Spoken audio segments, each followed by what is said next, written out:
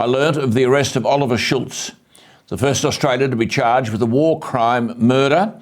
Marta Hamilton-Smith, the national chairman of the SAS Association, got it right when he said of men like Oliver Schultz that they were, quote, used and overused in Afghanistan, some with 9 and 10 deployments. Now, I can assure you, Oliver Schultz had 7 deployments, 3 to Afghanistan in under 2 years. 1 rotation, that is the break from the previous deployment, 1 rotation was only 90 days.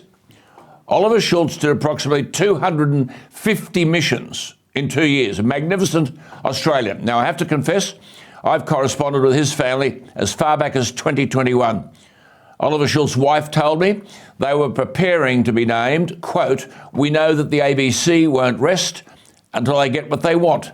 Let's face it, the ABC have been pivotal in assisting to ruin so many veterans' lives by helping the Inspector General of the Australian Defence Force to leak to the public, unquote.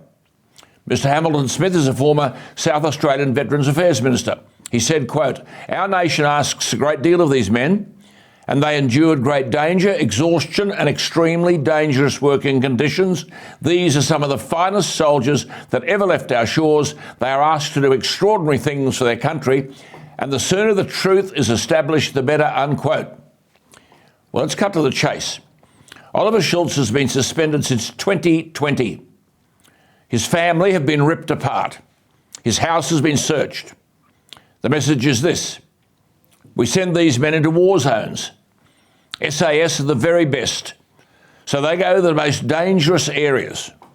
War is fundamentally about kill or be killed. So what we do is we send these men, and it's clear now they're either killed in combat or metaphorically killed when they get home. This man's in custody. What risk is he to any Australian in custody? And I'm sure the family couldn't afford bail. So the fate of the soldier is simple. You're either injured in combat or you're injured when you come home.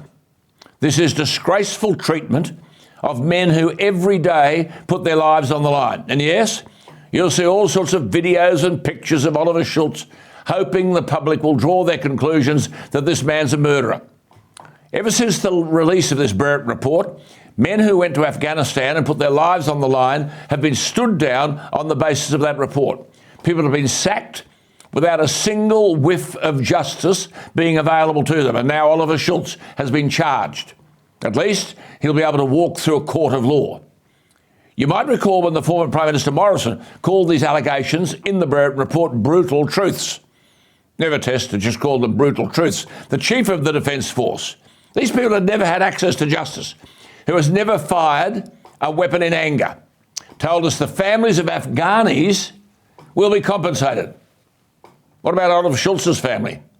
Following the Barrett report, the Army Chief said he was sickened.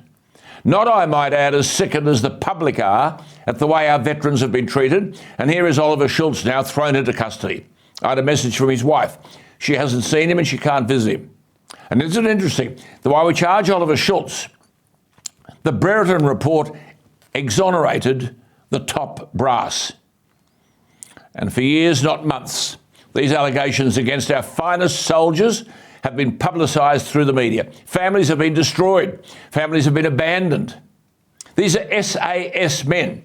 And while Oliver Schultz has been charged, others on return have been thrown under a bus. But all the generals and the brigadiers allegedly in command in Afghanistan, oh yes, they keep their starched shirts, their distinguished service crosses, but the Brereton report wants you to believe they weren't in command at all.